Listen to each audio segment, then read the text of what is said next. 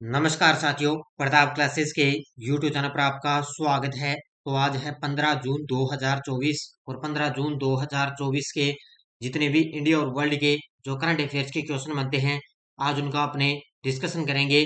पूरा वीडियो ध्यान से देखना और लास्ट में आपसे क्वेश्चन पूछूंगा जिनके जवाब आपको कमेंट बॉक्स में देना होगा। आज अपने पढ़ेंगे भारतीय सेना को पहला आत्मघाती ड्रोन नागास्त्र 1 मिला। भारत ने किस देश के साथ स्थानीय मुद्रा निपटान प्रणाली प्रारंभ की और मंगल ग्रह पर खोजे गए खड्डों का नाम भारतीय राज्यों के नाम पर रखा गया। इनकी आज हम चर्चा करेंगे पूरे लेटेस्ट न्यूज के साथ में। डेली आपको सुबह मेरी करंट अफेयर्स की एक कंटिन्यू क्लास मिलती रहेगी पूरे फैक्ट के साथ में।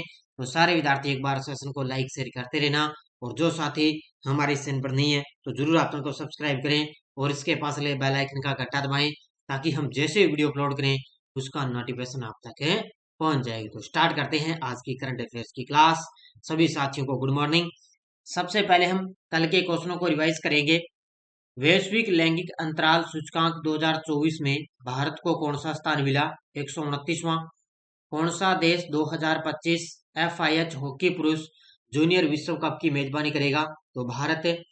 इसे तीसरी बार राष्ट्रीय सुरक्षा एजेंसी NSA नियुक्त किया गया? तो अजीत डोभाल को। पेमा खांडू ने किस राज्य के CM पद की शपथ ली? ये बन गए अरुणाचल प्रदेश के। भारतीय नौसेना ने किस देश के साथ संयुक्त समुद्री अभ्यास जिमैक्स 2024 प्रारंभ किया? जापान के साथ। ग्लोबल कार्बन प्रोजेक्ट के अनुसार दुनिया का सबसे बड़ा नाइट्रस ऑक्साइड उत्सर्जक देश कौन सा है? चीन है और इसके अंदर है भारत दूसरा। विश्व बैंक ने भारत के वित्त वर्ष 2025 के लिए GDP कितने प्रतिशत पर बरकरार रखा? तो 6.6। और लेफ्टिनेंट जनरल वेकर उज जमान किस देश के सेना प्रमुख बन गए? तो ये बांग्लादेश के बने हैं।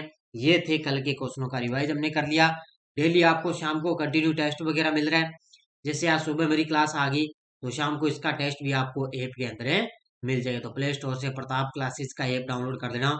वहां पर है ये हमारी वार्षिक करंट है। इसके अंदर डेली क्लास का test, weekly test, monthly test with monthly PDF पूरा आपको डिटेल यहाँ पे 1 साल की वैलिडिटी है और 100 रुपए के अंदर पूरा 1 साल का करंट आपका तैयार हो जाएगी। तो ये टेस्ट सीरीज आप ले सकते हो। पहला क्वेश्चन देखो आज की क्लास का। हाल में किस देश की सेना को पहला आत्मघाती ड्रोन जिसका नाम है नागास्त्र 1 मिला है? तो ये मिला है अपनी भारतीय सेना को। ऑप्शन नंबर 1 है। ये तस्वीर में आप देख सकते हो। ये देखो इस प्रकार का ये ड्रोन है। ये हवा में हवाई जहाज की तरह इसमें लगभग काफी बड़ा है ये। तो ये भारतीय सेना को मिला है पहला आत्मघाती ड्रोन है जिसका नाम है नागास्त्र 1 है। और ये मिला किसको है? भारतीय सेना को मिला है। ये देखो तस्वीर में साथ में ये कुछ लगभग अपने साथ कुछ वजन भी ले जा सकता है। अब देखो मुख्य तथ्य आपके सामने। भारतीय सेना को पहला आत्मघाती ड्रोन नागास्त्र 1 मिला है। ये भारत में निर्मित मानव रहित ड्रोन को नागपुर की सोलर इंडस्ट्रीज ने बनाया है और इस कंपनी ने 120 ड्रोन सौंपे हैं और टोटल कितने हैं? 480 ड्रोन यहाँ पर मिले। यानी कि अब तक 120 ड्रोन उन्होंने सौंप दिए और टोटल कितने बनाएंगे? 480। भारतीय सेना ने ऐसे ही ड्रोन विदेशी फर्म से ऊंची कीमत में खरीदे थे और स्वदेशी तकनीक से ये 73% सस्ता पड़ा है। क्योंकि विदेशों से अपनी कोई चीज लेते हैं तो वो महंगी पड़ती है, लेकिन अपने यहाँ पर बनाते हैं जैसे अपने नागपुर में भारत के अंदर ही, तो अपने वो सस्ते पड़ते हैं। और इन्हें पाकिस्तान और चीन की सीमा पर तैनात किया जाएगा और ये हर तरह के तापमान में कारागार शामिल होंगे। तो ये कुल टोटल कंपनी ने 120 ड्रोन बना दिए, दे दिए इनको और 480 ड्रोन बनाए जाएंगे। तो पहला आत्मघाती ड्रोन है भारतीय सेना को मिला जिसका नाम है नागास्त्र 1। हाल में भारत ने किस देश के साथ स्थानीय मुद्रा निपटान प्रणाली प्रारंभ की है? हाल ही में भारत ने किस देश के साथ में स्थानीय मुद्रा निपटान प्रणाली प्रारंभ की? तो ये की है UAE के साथ। UAE का मतलब है संयुक्त अरब अमीरात के साथ। किसके साथ है? संयुक्त अरब अमीरात के साथ में भारत ने स्थानीय मुद्रा निपटान प्रणाली की शुरुआत की है। भारत और UAE ने स्थानीय मुद्रा निपटान प्रणाली LCSM की शुरुआत करके एक अभूतपूर्व पहल की शुरुआत की। इसका उद्देश्य है उनके आर्थिक संबंधों को बदलना है। क्या है? आर्थिक जो संबंध है उनको बदलना इसका उद्देश्य रहेगा। यह प्रणाली दोनों देशों के बीच लेन देन को उनके संबंधित घरेलू मुद्राओं भारतीय रुपए और यूएई दिरहम में संचालित करने की अनुमति देती है। इस प्रकार अमेरिकी डॉलर जैसी मध्यस्थ मुद्राओं पर निर्भरता कम हो जाती है, यानी कि दोनों देशों के बीच में जो लेन देन संबंधी जो घरेलू मुद्रा है उससे क्या उनको संचालित करने की अनुमति देगी। इसलिए इन दोनों ने स्थानीय मुद्रा निपटान प्रणाली की शुरुआत की है। अंतर्राष्ट्रीय खगोल संघ IAU ने मंगल ग्रह पर खोजे गए 2 नए गड्ढों यानी कि क्रेटर का नाम किन भारतीय राज्यों के नाम पर रखने की मंजूरी दी। तो ये 2 राज्यों के नाम पर इन्होंने रखे गए, एक है उत्तर प्रदेश और दूसरा है बिहार। इसमें इन्होंने क्या है, अंतर्राष्ट्रीय खगोल संघ ने 3 जो है मंगल ग्रह पर है 3 खड्डों जो है क्रेटरों के नाम उन्होंने जो है खोजे थे। 2 तो उन्होंने अपने भारतीय राज्यों के नाम पर रख दिए, उत्तर प्रदेश और बिहार है, और एक उन्होंने एक व्यक्ति के नाम पे रख दिया जिसका नाम है देवेंद्र लाल। देवेंद्र लाल नाम के व्यक्ति पर उन्होंने इस नाम का नाम है रखा है। तो इसका उत्तर हो जाएगा उपयुक्त दोनों। अब देखो डिटेल। अंतर्राष्ट्रीय खगोलीय संघ ने मंगल ग्रह पर खोजे गए 2 नए गड्ढों यानी कि क्रेटर का नाम भारतीय राज्यों उत्तर प्रदेश और बिहार के 2 छोटे शहरों के नाम पर रखने की मंजूरी दी है। उन्होंने कहा कि एक अन्य गड्ढे का नाम भारत के भौतिक अनुसंधान प्रयोगशाला PRL के पूर्व निदेशक यानी कि प्रोफेसर हैं देवेंद्र लाल के नाम पर रखने को भी आधिकारिक तौर पर मंजूरी दी है। देखो एक अन्य यानी कि टोटल 3 थे, 2 तो उन्होंने उत्तर प्रदेश और बिहार के 2 छोटे शहरों पर नाम रख दिए और एक का नाम रख दिया देवेंद्र लाल के नाम पर नाम रखा गया। ये तीनों गड्ढे मंगल ग्रह पर थोरिस ज्वालामुखी क्षेत्र में स्थित है। इन तीनों में से सबसे बड़ा गड्ढा 65 किलोमीटर चौड़ा है और इसका नाम प्रोफेसर देवेंद्र लाल के सम्मान में लाल क्रेटर नाम इसको दिया गया है। तो इसका नाम क्या नाम दिया गया, 65 किलोमीटर ये चौड़ा है और इसका नाम है जो लाल क्रेटर के नाम पर इसको दिया गया। और बड़ा गजब का ये पॉइंट है और एग्जाम के अंदर हो सकता है आपको देखने को मिलेगा। हाल ही में विशाखापट्टनम पोर्ट अथॉरिटी BPA ने विश्व बैंक के कंटेनर पोर्ट परफॉर्मेंस इंडेक्स में कौन सा स्थान मिला है। हाल ही में विशाखापट्टनम पोर्ट अथॉरिटी ने विश्व बैंक के कंटेनर पोर्ट परफॉर्मेंस इंडेक्स के अंदर कौन सा स्थान मिला। तो इनको मिला है 18वां स्थान, यानी कि टॉप 20 के अंदर ये शामिल हो गया। टॉप 20 के अंदर शामिल हो गया विशाखापट्टनम पोर्ट अथॉरिटी और इसके अंदर इसको 18वां स्थान है मिला है। किसके अंदर है, ये विश्व बैंक का है कंटेनर पोर्ट परफॉर्मेंस इंडेक्स है जो टॉप 20 के अंदर शामिल हो गया। कौन सा स्थान मिला, 18वां। तो विशाखापट्टनम पोर्ट अथॉरिटी ने विश्व बैंक के कंटेनर पोर्ट परफॉर्मेंस इंडेक्स में 18वां स्थान हासिल किया जो भारत के समुद्री उद्योग के लिए एक महत्वपूर्ण मील का पत्थर यह माना गया। यह उपलब्धि परिचालन दक्षता और सेवा वितरण को बढ़ाने में terminal operator messrs Visakha container terminal private limited के अनुकरणीय प्रयासों को रेखांकित करती है। तो ये पॉइंट आपको बड़ा गजब का है, याद रखना इसको। हाल ही में LSAM 13 यानी कि इसको बोलते हैं यार्ड 81 08 इंटू मिसाइल सह गोला बारूद MCA बारज परियोजना के 5वें बारज का शुभारंभ कहाँ किया गया। तो इसका शुभारंभ किया गया मुंबई के अंदर। ये देखो इस प्रकार जो पोत होते हैं ना, जहाज वगैरह आपने देखे होंगे, तो ये एक गोला बारूद का है। ये तस्वीर में देखो आप है, इस प्रकार में एक मिसाइल है गोला बारूद की जिसका नाम है LSAMI 13 यार्ड बोलती है, यार्ड 81 बोलते हैं इसको। ये सह गोला बारूद है और इसके 5वें बारज का शुभारंभ कहाँ किया गया। तो ये किया गया मुंबई के अंदर। कहाँ पर किया गया, मुंबई में इसकी शुरुआत है की गई। तो 08 इंटू मिसाइल लेस एम्यूनेशन परियोजना का ये 5वां पोत भारतीय नौसेना के लिए विशाखापट्टनम के MSME शिपयार्ड जिसको बोलते हैं मेमर्स सेकोन इंजीनियरिंग प्रोडक्ट्स प्राइवेट लिमिटेड के द्वारा इसको तैयार किया गया। यह सह गोला बारूद पोत है जो LSAM 13 यानी कि यार्ड 81 को 10 जून 2024 को मेमर्स विन्यानगा marine petro limited Mira Bhayandar Maharashtra यानी कि मेमर्स सेकोन इंजीनियरिंग प्रोजेक्ट प्राइवेट लिमिटेड का लॉन्च साइट है और इसको मुंबई के अंदर शुरुआत इसकी की गई थी, यानी कि महाराष्ट्र के अंदर यानी कि मुंबई में इसकी शुरुआत की गई। नेक्स्ट हाल ही में रूस और किस देश ने सामरिक परमाणु हथियार अभ्यास का दूसरा चरण शुरू किया है? हाल ही में रूस और किस देश ने सामरिक परमाणु हथियार अभ्यास का दूसरे चरण की शुरुआत की?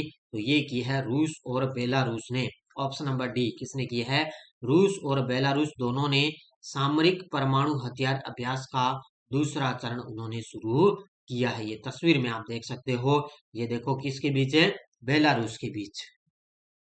रूस और बेलारूस ने सामरिक परमाणु हथियारों पर केंद्रित ये संयुक्त अभ्यास है, इसके दूसरे चरण की उन्होंने शुरुआत कर दी, जिसका उद्देश्य है यूक्रेन के लिए तत्परता को मजबूत करना और पश्चिमी समर्थन को रोकना। इससे पहले उन्होंने पहले चरण का भी आयोजन कर दिया, अब उन्होंने दूसरे चरण की शुरुआत की है।